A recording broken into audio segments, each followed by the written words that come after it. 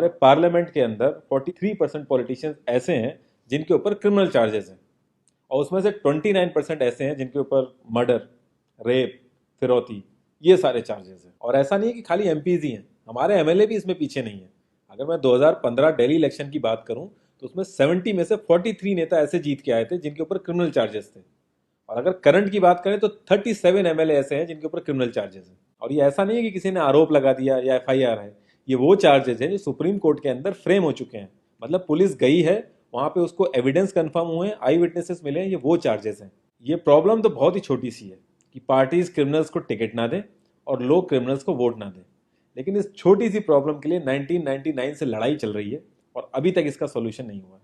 1999 में association for democratic reform, जिसे ADR नाम से ज़्यादा जानते हैं लोग, इन्होंने जो भी क्रिमिनल्स हैं पॉलिटिक्स में, इनके लिए एक पीआईएल डाली दिल्ली हाई कोर्ट में, और दिल्ली हाई कोर्ट ने उसको एक्सेप्ट भी कर लिया। जब दिल्ली हाई कोर्ट ने ये पीआईएल एक्सेप्ट की थी तो ये चीज़ वहीं ख़त्म हो गई थी। ये जो नेता जिन्हें हम जिता के लाते हैं ना, ये सब लोगों ने मिल के उस पीआईएल के अगेंस्ट में सुप्रीम कोर्ट में अपील कर दी। जब सुप्रीम कोर्ट से भी इनकी अपील खारिज हो गई तो हमें वो देखने को मिला जो हमने कभी नहीं देखा था, ये सारी पार्टियां एक हो गई। जब हमारे देश की सिक्योरिटी की बात आती है, उरी अटैक हो गया, बालाकोट हो गया, या हमले वाली सिचुएशन बनती है, तब भी ये पार्टियां एक नहीं होती। लेकिन इस चीज़ के लिए ये सारी पार्टियां एक हो गई थी, और ये सारी चीज़ें एक ही जगह आके फंस जाती हैं। इंडिया के कानून के हिसाब से जब तक किसी भी आदमी के ऊपर फाइनल जजमेंट नहीं आता तब तक वो बेकसूर है, और उसी चीज़ का फायदा उठता है। अगर कोई आईएएस पीसीएस की तैयारी कर रहा है और उसके ऊपर क्रिमिनल चार्जेस हैं तो उसे ऑफर लेटर नहीं मिलेगा, यहाँ तक कि क्लर्क की जॉब के लिए उसको दिक्कत आ जाएगी। लाखों कैदी ऐसे हैं जिन पे अभी जजमेंट नहीं आया है, जो अंडर ट्रायल है, उनको जेल में डाल रखा है। तो ये सारी चीज़ें जो एप्लीकेबल होती हैं सिर्फ पॉलिटिशियंस के लिए होती हैं, बाकी किसी के लिए नहीं। इतने बड़े सांसदीय क्षेत्र में पार्टियों के लिए इतना मुश्किल हो जा रहा है ऐसा कैंडिडेट ढूंढना जिसका कोई क्रिमिनल रिकॉर्ड ना हो। एडीआर की रिसर्च के हिसाब से क्रिमिनल कैंडिडेट के चांसेस 3 गुना ज्यादा होते हैं जीतने के क्लीन कैंडिडेट के मुकाबले। एक क्रिमिनल कैंडिडेट मनी और मसल पावर का परफेक्ट कॉम्बो बन जाता है। पार्टी के लिए फंडिंग इकट्ठी करनी हो, self financing, black money, campaigning के लिए फाइनेंस इकट्ठा करना हो, हर एक चीज में माहिर होते हैं। इसलिए पॉलिटिकल पार्टीज की ये पहली पसंद बन जाती है। पहले लोग इतनी डिमांड में नहीं थे, पहले वही भीड़ इकट्ठी करना, बूथ कैप्चरिंग, इन्हीं सब चीज़ों तक ये लोग लिमिटेड थे। लेकिन ये जैसे से इनकी वर्सेटैलिटी बढ़ती गई, ये पॉलिटिकल पार्टीज की पहली पसंद बनते गए। यार पार्टीज की मजबूरी तो समझ में आती है, लेकिन कास्ट और सिस्टम फेलियर की वजह से लोगों की भी मजबूरी बन जाती है इनको वोट देना। आज की डेट में यार एफआईआर करने के लिए भी आपको जुगाड़ की जरूरत होती है, लेकिन वहीं अगर आप अपनी कास्ट वाले नेता के पास जाओगे तो आपका काम हो जाएगा, थोड़ा बहुत आपका हिसाब किताब देखेगा, आपका काम कर देगा वो। तो ये जो सिस्टम कमजोर है, ये मजबूर करता है लोगों को इन लोगों को वोट देने के लिए, और ये लोग पूरा ध्यान रखते हैं कि ये सिस्टम कभी स्ट्रांग ना हो। अगर तुम क्लोजली ऑब्जर्व करो तो हर नेता यही तो समझाने की कोशिश कर रहा है कि सिस्टम सारा खराब है, सिस्टम में ये कमियां हैं, और मैं तुम्हें इस सिस्टम से बचा लूंगा।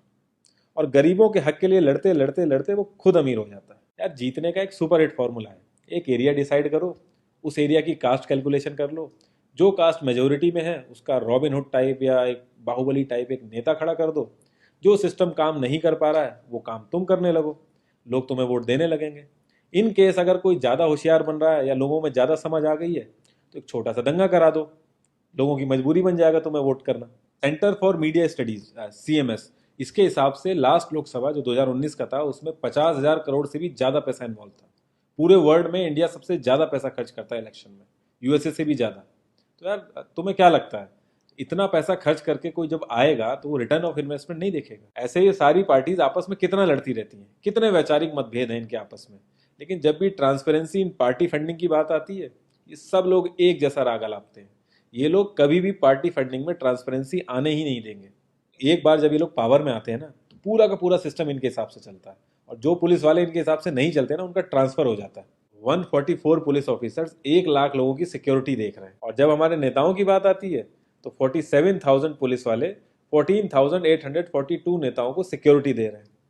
अब बाहुबलियों को क्या जरूरत है सिक्योरिटी की? कभी किसी क्रिमिनल को देखा है जिसके आगे पीछे आईएएस पीसीएस पुलिस वाले जी हजूरी कर रहे होते हैं?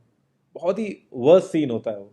हर साल रिपोर्ट्स आती हैं कि 75% से भी ज्यादा लोगों को पुलिस पे भरोसा ही नहीं है। इंडिया एक लौती ऐसी जगह है जहां पे पुलिस को देख के इंसान सेफ फील करने की बजाय डरता है। एक 15 साल के बच्चे तक को पता है कि आईपीएल में सट्टा लगाने के लिए किसके पास जाना है, लेकिन हमारी पुलिस को नहीं पता।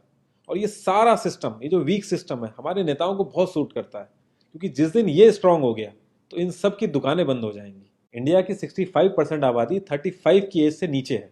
जो हमारा लोकसभा है उसकी एवरेज एज है 54, और राज्यसभा की एज 63.5 है। एक दो केस अगर छोड़ दें तो आम आदमी के लिए पॉलिटिक्स में घुसने का रास्ता नहीं है। अगर आप गूगल पे सर्च करोगे ना टॉप 10 यंग पॉलिटिशियंस, तो एक भी नाम उसमें ऐसा नहीं होगा जिसका कोई फैमिली से पॉलिटिकल कनेक्शन ना हो। आज़ादी के बाद से 0.5% से भी कम पॉलिटिशियंस ने अपने बच्चों को आर्मी में भेजा है। वहां नहीं भेजते ये लोग। हम लोग इनसे मैनिफेस्टो में डिमांड ही कहाँ करते हैं। हम तो बस रिलीजियस मुद्दे देखते हैं मैनिफेस्टो में और खुश हो जाते हैं। इंडिया ने ब्रिटिश पार्लियामेंट्री सिस्टम अडेप्ट किया और उसमें एक बहुत ही इंपॉर्टेंट चीज़ है शेडो कैबिनेट, वो हमने छोड़ दी। इसके बारे में बहुत ही कम लोगों को पता है और ये लोग हमें पता लगने भी नहीं देते। तो इसमें होता यह है कि अगर मैं फाइनेंस मिनिस्ट्री का ही एग्जाम्पल लूँ तो जो भी रूलिंग पार्टी का फाइनेंस मिनिस्टर है उसके पैरेलली एक ऑपोजिशन का भी फाइनेंस मिनिस्टर असाइन हो जाएगा, और जो रूलिंग पार्टी का फाइनेंस मिनिस्टर है उसकी एक्टिविटीज़ को ऑपोजिशन का फाइनेंस मिनिस्टर लोगों तक पहुंचाएगा। और इसी तरीके से हर डिपार्टमेंट में होता है और लोगों के लिए बड़ा बेनिफिशियल रहता है ये। क्योंकि एक छोटे से छोटे काम के लिए हमारे इंडिया में बहुत सारी मिनिस्ट्री इन्वॉल्व रहती हैं, तो एक्चुअल में किस नेता की गलती है पता ही नहीं चल पाता है। इस तरीके के बहुत सारे कॉन्सेप्ट हैं जो हम लोगों को पार्टी से मैनिफेस्टो में डिमांड करने चाहिए, क्योंकि हम लोग तो हमेशा मंदिरों और मस्जिदों के लिए ही लड़ते हैं। ये सारी चीज़ें एकदम से तो सही हो नहीं जाएंगी, लेकिन एक चीज़ हमारे हाथ में है कि यार हम कम से कम किसी क्रिमिनल को तो वोट ना दें। और ऐसा तो होता नहीं कि सारे के सारे लाइन से क्रिमिनल ही खड़े हो जाते हैं। हमें बस इतना करना है कि जो भी कैंडिडेट क्रिमिनल है हमें बस उसे वोट नहीं देना है, भले ही वो हमारी फेवरेट पार्टी का हो, भले ही वो हमारी कास्ट का हो। बस एक दो बार हमें ऐसे करना है, फिर इन लोगों को टिकट ही मिलना बंद हो जाएगा पार्टियों से। जितनी रिसर्च हम अपना मोबाइल फोन खरीदने में करते हैं ना, उसकी 10% रिसर्च भी अगर हमने अपने कैंडिडेट के बारे में कर ली तो ये क्रिमिनल जितने भी हैं पार्लियामेंट में नहीं दिखेंगे, ये वहीं दिखेंगे जहां इनको होना चाहिए। लास्ट में एक ही क्वेश्चन पे मैं इस कॉन्वर्सेशन को एंड करूंगा कि पॉलिटिक्स अगर समाज सेवा है तो सैलरी क्यों, और अगर नौकरी है तो एग्जाम और क्वालिफिकेशन क्यों नहीं।